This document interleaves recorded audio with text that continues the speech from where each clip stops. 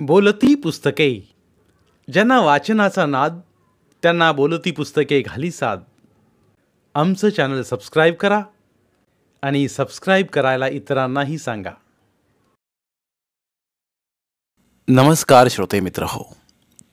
बोलती पुस्तके सादर करीत आहे लेखक प्राध्यापक डॉक्टर आनंद भोसले लिखित कादंबरी निमिष. निमिष, एका क्षणात आयुष्याचा अर्थ शोधण्याचा प्रवास. ही कादंबरी सर्व वयोगटासाठी लिहिण्यात आली असली तरी आयुष्यात कितीही आणि कशीही संकटे आली तरी त्यांचा सकारात्मक राहून सामना करता येतो असा प्रोत्साहक संदेश ही कादंबरी युवा वर्गाला देणारी असल्याने ती युवकांनी नक्की ऐकावी. चला तर सुरू करूयात. अभिवाचन. लेखक प्राध्यापक डॉक्टर आनंद भोसले लिखित निमिष. प्रकरण पहिले. पुंडलिक पोस्टमन. नमस्कार मंडळी, माझं नाव पुंडलिक पोस्टमन. सर्वजण मला याच नावाने ओळखतात. आजूबाजूला सभोवताली वावरताना हाका मारण्यासाठी, ओळख देण्यासाठी काहीतरी नामाची गरज असते, म्हणून सातत्याने देवाचे नामस्मरण व्हावे म्हणूनच बहुधा माझे वडील पांडुरंगरावांनी माझं नाव ठेवलं असावं हे, असं मला नेहमीच वाटतं. काळोख्या रात्री अचानक एखाद्या ठिकाणी आगीचा भडका उडावा, चिरशांततेत कुणीतरी मोठ्याने किंकाळी फोडावी, थंडगार पावसाच्या थेंबाने न्हावून निघणाऱ्या देहाला चटका बसावा, अशा अनेक घटना एकाच वेळेस किंवा टप्प्याटप्प्याने तुमच्या आमच्या आयुष्यात घडत असतात. कधीकधी आपण त्यामुळे उन्मळून पडतो, तर कधी हिमतीने त्यांचा सामना करून संघर्ष करून त्यावर विजयही मिळवतो. मित्रांनो, माझा याबाबतचा अनुभव खूप विचित्र आहे. एखादी गोष्ट मिळावी म्हणून चिकाटीने शर्थीने जेव्हा मी प्रयत्न करतो तेव्हा ती गोष्ट मला मिळत नाही, व जेव्हा ती मिळते तेव्हा मला तिचे महत्त्व राहत नाही, वाटत नाही. परमेश्वराने त्याचे स्वतःचे अस्तित्व टिकवण्यासाठी हा अट्टाहास केला आहे की काय, असं मला नेहमी वाटत आलं आहे. परमेश्वराने या सृष्टीवर जसे विविध रंग निर्माण केले, हिरवा, भगवा, निळा, काळा, पिवळा, तसे मनुष्यांचे विविध स्वभाव निर्माण केले. शांत, आततायी, हट्टी, संयमी, क्रोधी. अर्थात स्वभावाचे बीज मनुष्याला मिळणाऱ्या संस्कारात, कौटुंबिक पर्यावरणात दडलेले आहे. ईर्ष्या, मत्सर, कपटीपणा, धूर्तपणा या अवगुणांसोबत प्रामाणिकपणा, कष्टाळूपणा, वक्तशीरपणा या गुणांची उधळण ही परमेश्वराने मनुष्यावर केलेली आहे. माझे वडील पांडुरंग मास्तर या नावाने आमच्या गावात परिचयाचे होते. अतिशय कडक शिस्तीचे व्यक्तिमत्व, उंचापुरा देह, डोक्यावर पगडी, रुंद कपाळ, धारदार नाक, जाडजूड मिशा, हातात वेताची छडी, कमरेला धोतर व पायात भारतीय बनावटीच्या मजबूत चपला. अशा व्यक्तिमत्वासमोर शाळेतील विद्यार्थीच नव्हे तर संपूर्ण गावच चळाचळा कापत असे. त्यातच पांडुरंग मास्तर महात्मा गांधींच्या स्वातंत्र्य लढ्यात उडी घेतलेले स्वातंत्र्य सैनिक होते. त्यांच्यावर स्वदेशाचे प्रचंड गारुड होते. सातत्याने 242 दिवस तुरुंगवास त्यांनी भोगलेला होता ब्रिटिश काळात. अशा धुरंधर व्यक्तिमत्वाचा मी मुलगा होतो, त्याचा सार्थ अभिमान मला या ठिकाणी आहे. आजही मला आठवतो माझ्या लहानपणीचा तो प्रसंग. तारीख होती 1/1/1956. सकाळची 7:30 वाजताची वेळ. नोव्हेंबर महिना होता तो. थंडी कडाक्याची पडली होती. त्या दिवशी धुक्याने आमची शाळा वेढलेली होती. पाण्याचे तुषार सर्वत्र जमिनीवर, झाडावर, पाना फुलावर पडत होते. त्याच्या दवबिंदूमुळे पाने, फुले, मोती परिधान केल्यासारखे चमकत होते. तेव्हा माझे वडील पांडुरंग मास्तरांनी वर्गात प्रवेश केला. ग्रहपाठ न केलेल्या विद्यार्थ्यांनी उभे राहावे, अशी त्यांनी पहाडी आवाजात गर्जना केली. कालचा रविवार होता. सुट्टीचा मनमुराद आनंद आम्ही सर्वांनी घेतलेला होता. वडील शेतात गेल्याचे पाहून मी सुद्धा कधी नव्हे तो संपूर्ण दिवस हुंदडण्यात गमावला होता. आईकडे महत्त्वाची घरातली कामे असल्यामुळे तिचेही माझ्याकडे दुर्लक्ष झालं होतं. त्या दिवशी माझे बोलणे समजले नाही काय? मोठ्याने पांडुरंग मास्तरांची गर्जना पुन्हा झाली व मी वर्तमानात आलो. माझ्या सकट 10-15 मुलं चळाचळा कापत उभी राहिली. पांडुरंग मास्तरांचे डोळे लाल बुंद झाले.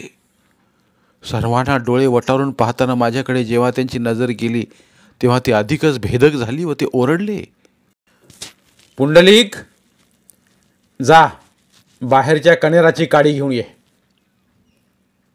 माझ्या सर्वांगावर त्या थंडीत सरसरून काटा उभा राहिला. मास्तरांची आज्ञा घेऊन मी शाळेच्या आवारात आलो. कण्हेराची एक काडी मोडली, पाने खरडून काढली व त्याची काडी म्हणजे आमच्या शाळेसाठी आता छडी केली व वर्गात शिरलो.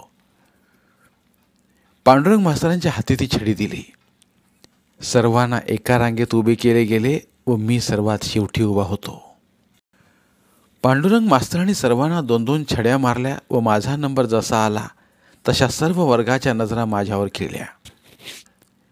पांडुरंग मास्तर म्हणजे माझे वडील यांनी निर्दयीपणाने माझा हात पुढे ओढला व सपासप 5 छड्या मारल्या. माझा इवलासा हात टराटरा फुगला, अक्षरशः काळा निळा झाला. माझ्या डोळ्यांतून अश्रू वाहू लागले. नंतर वर्गात शिकवण्यास पांडुरंग मास्तरांनी सुरुवात केली. सरस्वती माता त्यांच्या मुखात वसत असल्यामुळे सर्व वर्ग मंत्रमुग्ध होऊन शिकण्यात मग्न झाला. पण माझे सर्व लक्ष ठणकणाऱ्या हाताकडेच होते. त्या दिवशी शाळेतून सुट्टी झाल्यावर मी घरी गेलो. हात सुजला होता. आईनं ते बघितलं. त्या माऊलीच्या डोळ्यात टचकन पाणी आलं व तिने चौकशी करण्यापूर्वी मी तिला सकाळी वर्गात झालेला प्रसंग सांगितला. त्यावरती गप्प बसली. नंतर मला ती स्वयंपाकघरात घेऊन गेली व मुद्दाम माझ्या आवडीचा शिरा त्या दिवशी तिने केला. माझं जेवण झाल्यानंतर मी दुपारी अभ्यासासाठी बसलो असताना वडील घरी आले. त्यांच्या हातात काहीतरी होतं. रागातच त्याने ते आईकडे दिलं. आंबी हळद आहे, चांगली चुलीवर गरम करा, असं म्हणत हातातल्या हळदीला आईच्या हातात दिलं व स्नान करण्यासाठी म्हणून स्नानगृहाकडे गेले.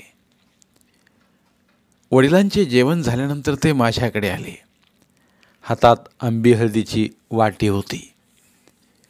माझ्याजवळ खाली जमिनीवर बसले. माझा हात हातात घेतला व सुजलेल्या हातावर माईची फुंकर घातली व आंबी हळदीचा लेप त्यांनी लावायला सुरुवात केली. वर्गात निष्ठुरपणे चालवणारे हात आता माईनं लेप लावण्याचे कार्य करीत होते.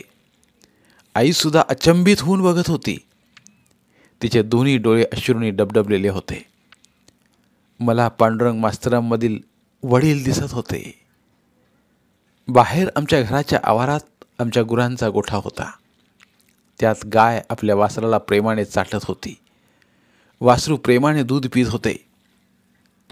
मित्र हो, कडक शिस्तीमध्येही वात्सल्य असतं, माया असते, प्रेम असते. हे मी त्या दिवशी अनुभवलं. आता माझं शाळेतील शिक्षण संपलं होतं.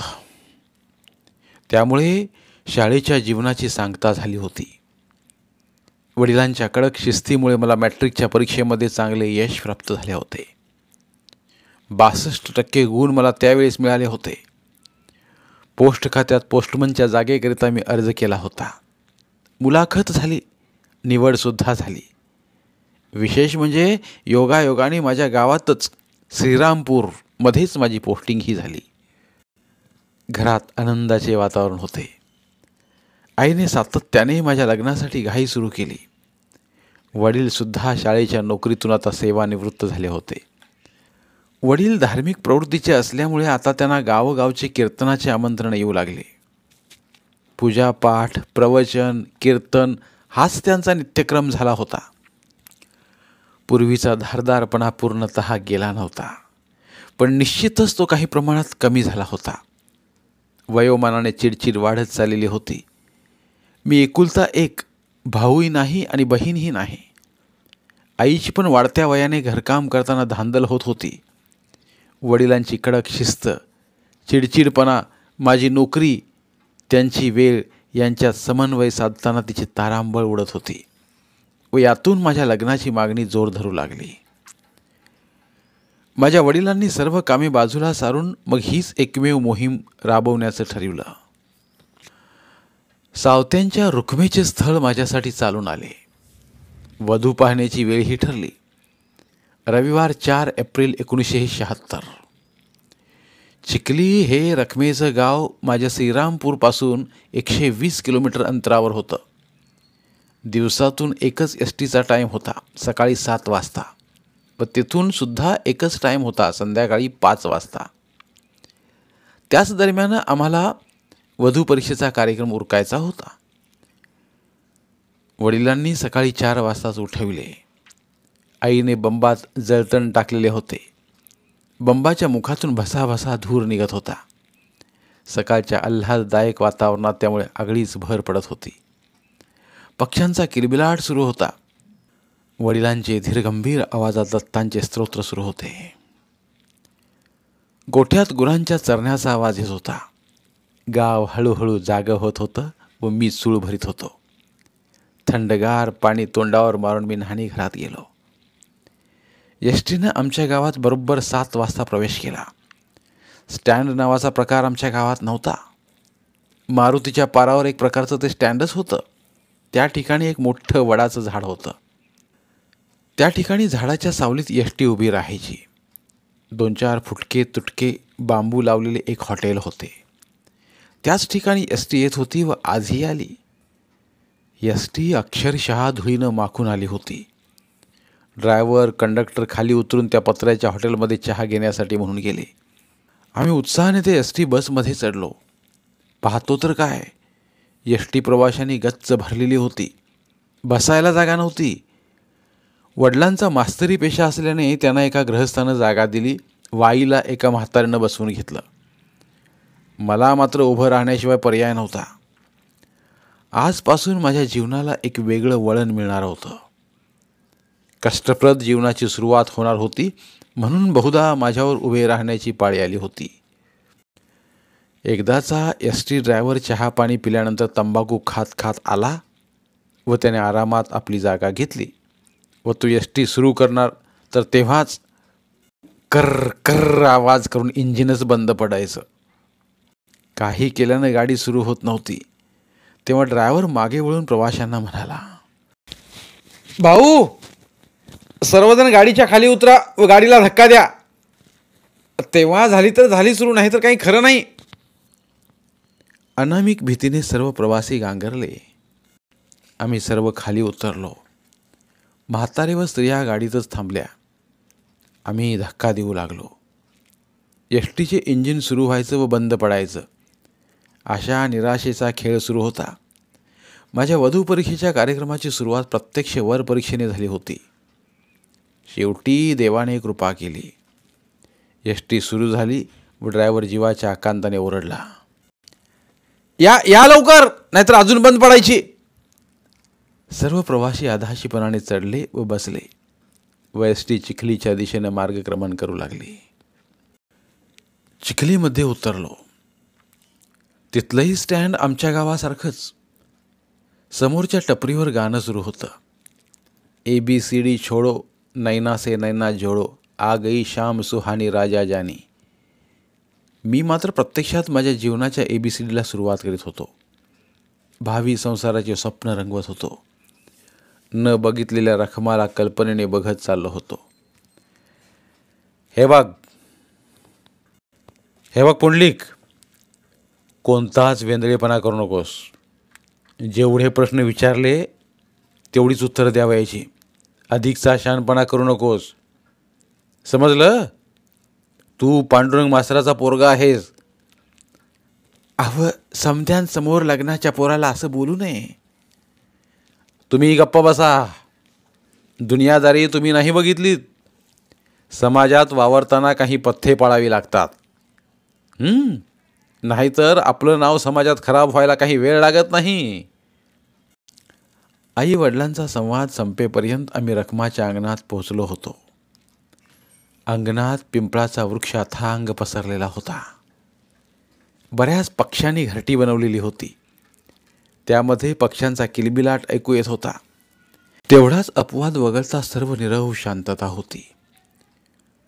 कौतुकराव म्हणजे रखमाचे वडील आमच्या स्वागतासाठी दारात उभे होते. वडिलांना त्याने हात जोडून नमस्कार केला. रखमेच्या वडिलांनी त्यांना त्यांच्या नमस्कारानेच उत्तर दिले. सर्वजण आपापल्या जागी स्थानापन्न झाले. कुडाचे घर होते. वर टीन पत्रे होते. खाली शेणाने सारवलेले दिसत होते. घर मात्र स्वच्छ होते.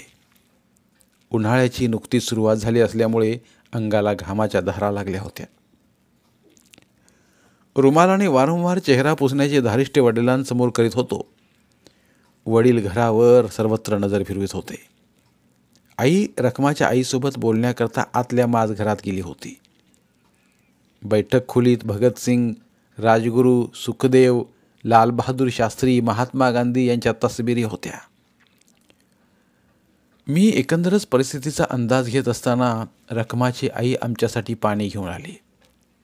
2-2.5 तासाच्या धुळीने माखल्या प्रवासात घशाला कोरड पडलेली होती. त्यामुळं ते पाणी मला अमृततुल्य वाटू लागलं. सोयरिकीच्या 4 गोष्टी वडिलांनी केल्या व माझा परिचय पाहुण्यांना करून दिला. त्यावेळेस त्यांनी माझी केलेली स्तुती ऐकून मी फारच अचंबित झालो होतो. कारण एरवी वडिलांनी तोंडावर माझी कधीच स्तुती केली नव्हती. त्याच्या स्वभावाचा एक अनोखा पैलू खूपच भावून गेला. नंतर प्रतीक्षेची बेला आली. नाजूक पण दिसायला मोहक सुहासक रखमा पोह्याच्या प्लेट घेऊन आली. प्रथमतः आमची नजरास नजर भेट झाली आणि असं वाटलं जिची मी युगानयुगे वाट बघितलेली आहे तीच ही माझ्यासमोर माझी जीवन संगिनी आहे. बस मनात पक्का केलं. वडिलांनी पोहे खात खूप प्रश्न केले. त्यांची समाधानकारक उत्तरे मिळाल्यानंतर वडिलांनी मला न विचारताच निर्णय देऊन टाकला. कौतुकराव, आम्हाला मुलगी पसंत आहे. तुमचं सांगा. सर, आपला शब्द आम्हाला प्रमाण आहे.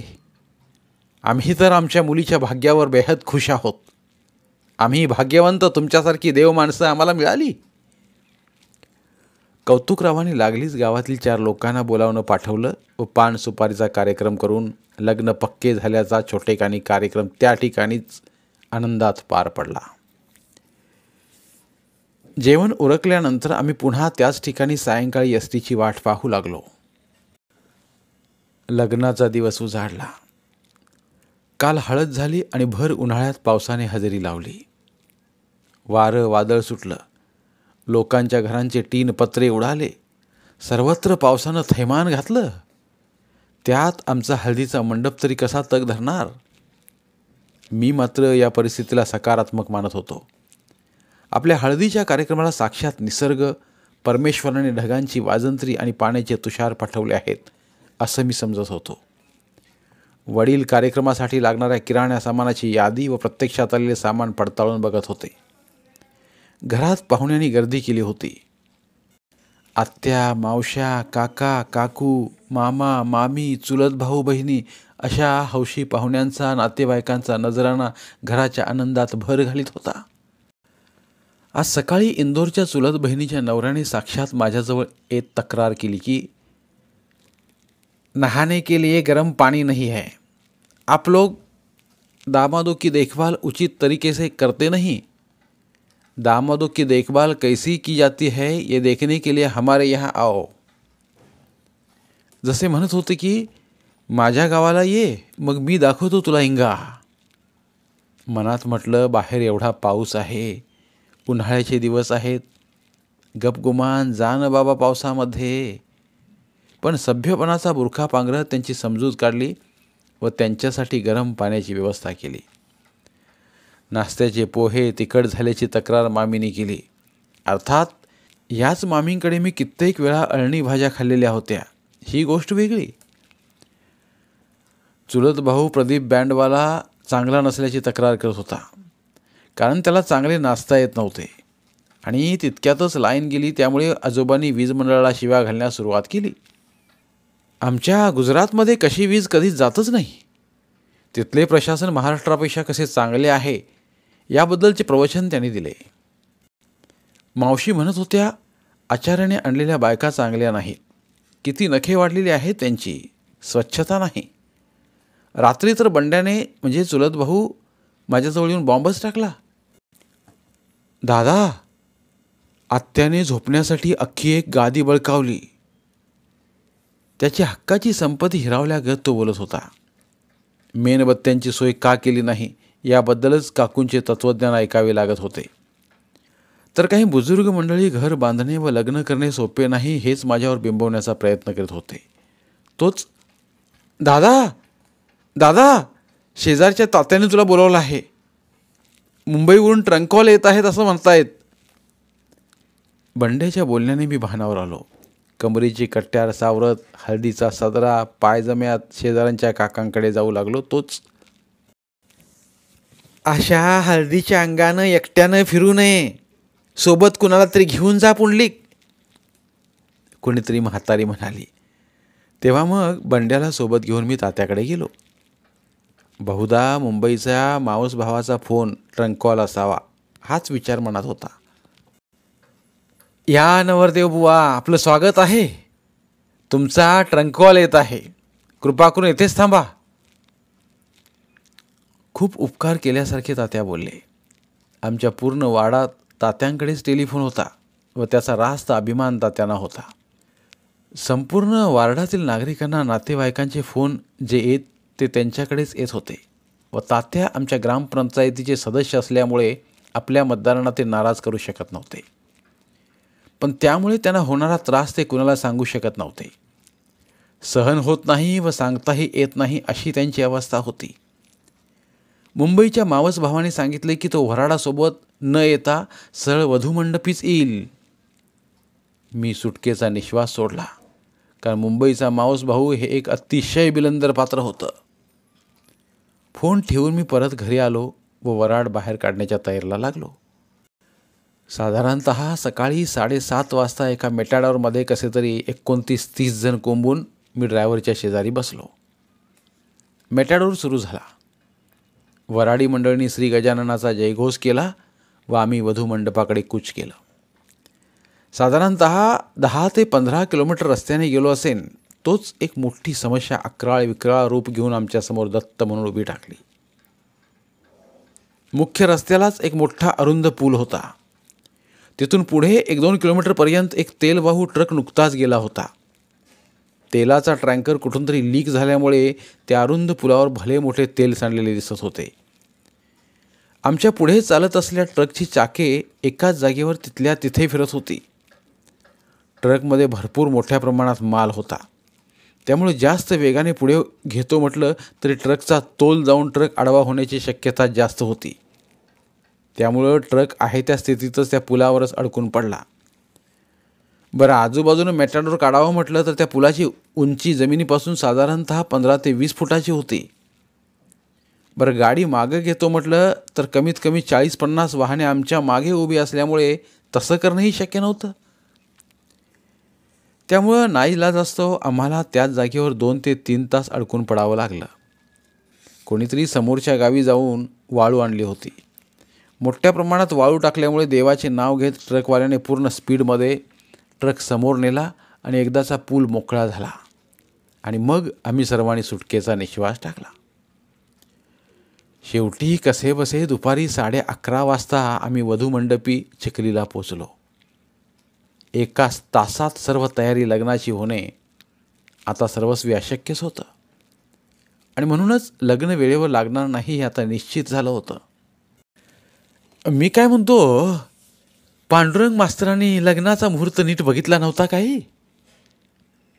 मला वाटतं मुलामुलीची कुंडलीच जमत नसावी. असं जबरदस्तीनं लग्न काढूच नये. जर त्या ट्रकच्या जागेवर आपला मेटाडोर असता व जागेवर चाकं फिरवून आपला मेटाडोरच पलटी झाला असता तर एकही वऱ्हाडी जिवंत राहिला नसता. नवरदेवाला नवरी मिळाली असती, पण आम्हाला मिळालं असतं मरण. वऱ्हाडी मंडळीची कुजबूज सुरू होती. कौतुकराव पाहुणे मंडळींच्या सामोरे गेले. सर्वांचे त्यांनी स्वागत केले व जलद गतीने नाश्त्याची सोय केली. काय बाई, असे पोहे खाऊन जाम बोर झाले हो. हो, पण आपल्याकडील पोह्यात शेंगदाणे खोबरे टाकतात, येथे फक्त कांदेच आहेत. हो, पण यामध्ये हळद किती कमी आहे. काल नवरीला लावले असेल त्यामुळे उरलीच नसेल. आपल्या लोकांची लग्न अशीच असतात. लग्न करावी ती फक्त श्रीमंतांनी. एकदाची माझी वरात निघाली. घोड्यावर एक चादर टाकलेली होती व घोडेवाला सारखा मला सूचना देत होता. असं करा, असं करू नका. घोडा जर बिथरला तर जबाबदारी तुमची. लग्न करणं म्हणजे सर्कस असते याचा प्रत्यक्ष अनुभव मला येत होता. मारुतीच्या पारावर मी नवीन कपडे घातले. सुगंधी अत्तर वगैरे माझ्या अंगावर शिंपडलं गेलं. माझ्या आत्तापर्यंतच्या आयुष्यात पहिल्यांदाच अत्तर माझ्या अंगाला लागत होतं. म्हणून लग्नाची नवलाई मला जास्तच वाटत होती. पाहुण्यांच्या गप्पांना ऊत आला होता. मारुतीरायाचे दर्शन घेऊन मी वधू मंडपी लग्नासाठी निघालो. फटाक्यांची आतषबाजी, पाहुण्यांचा बेधुंद नाच, घोड्याची उडणारी धांदल, मागील सुहासिनीने उधळलेल्या अक्षदा अशा अनोख्या पर्वात मी चाललो होतो. घोड्याच्या लयबद्ध चालीचा अपूर्व आनंद मला मिळत होता. रस्त्याच्या दोन्ही बाजूनी विविध लोक माझ्याकडे नवलाईने बघत होते. मला आता खऱ्या अर्थाने देव झाल्याचा भास होत होता. एकदाची आमची वरात वधूमंडपी पोहोचली. माझं औक्षण झालं. नवरदेव नवरी एकमेकांसमोर उभे राहिले. आमच्यामध्ये अंतरपाठ धरला गेला व ब्राह्मण महाराजांनी या उशिरा लागणाऱ्या लग्नाचा राग मंगलाष्टकावर काढून अतिशय संत गतीने ते मंगलाष्टक म्हणू लागले. वऱ्हाडी मंडळी मंगलाष्टक कधी एकदाचं संपतात व आपण कधी एकदाचं जेवायला बसतो यांचीच वाट बघत होते. वैशाखाचा महिना, मे महिना, अंगाला घामाच्या धारा लागल्या होत्या. त्यात मी सूट घातलेला, त्यामुळे आतून घाम सुटलेला. असं वाटत होतं की मला कोणत्याही क्षणी चक्कर येईल. असं वाटत असतानाच ब्राह्मण महाराज जोरात ओरडले, सावधान. सर्वच वऱ्हाडी मंडळीने अक्षता आमच्या दिशेने फेकल्या. टाळ्यांचा प्रचंड कडकडाट झाला. आता मला हे निश्चित करता येत नव्हतं की या टाळ्या मंगलाष्टक संपल्यामुळे मिळाल्या की लवकरच जेवण मिळण्यासाठी त्या होत्या. खरंच हे मला समजत नव्हतं. धन्यवाद. उर्वरित कादंबरी धन्यवाद. बोलती पुस्तके श्रोते मित्रांसाठी मराठी साहित्याचा खजिना फक्त 59 रुपयात. फक्त 59 रुपये माफक फी भरून आमच्या साहित्यरत्न या चॅनलचे सभासद व्हा व भरपूर मराठी ऑडिओ बुक्सचा आस्वाद घ्या.